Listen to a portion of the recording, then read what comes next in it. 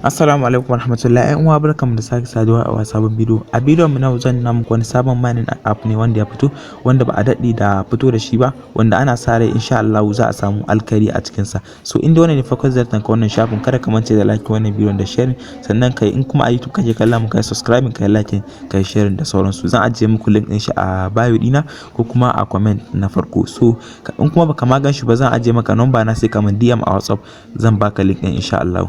So da fari bayan ka shiga bidiyon kamar haka, zaka shigo Telegram ɗinka. In kana baka da shi, so sai ka shiga App Store ka download shi ko Play Store ku shiga cikin bidiyon.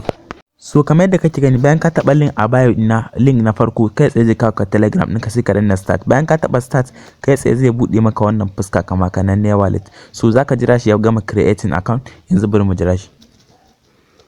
So kamar yadda kake gani, bayan ya buɗe maka wallet ɗinka, kai tsaye zaka ganshi kamar haka yadda ka gani. So bayan ka shigo cikin wallet ɗinka, kai tsaye zaka taɓa storage mining ɗin nan, inda ka sa storage mining sai ka clicking akan shi. Bayan ka clicking akan shi, kai tsaye sai ka ringa taɓa wannan claim hot ɗin nan.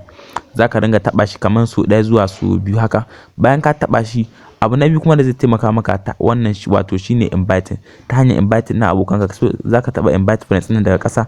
Bayan ka taba shi, zaka yi copy din referral link ɗinka ka tura shi ga abokanka a WhatsApp da Facebook da sauransu. Hakan zai sa idan sun shigo sun yi mining, kai ma ka samu wani kaso daga ciki. So kada kuma mance da like wannan bidiyon da sharing, sannan kada kuma ce ku yi sharing domin sauran uwa da wasu masu gani su amfana. Zan ajiye muku link a comment na farko, ko kuma ku yi clicking a bio dina link na farko, sai ku yi clicking zai kawo ku Telegram ɗinku. So kada ka mance ka tabbata kuma kana da Telegram. In baka da shi sai ka je Play Store ko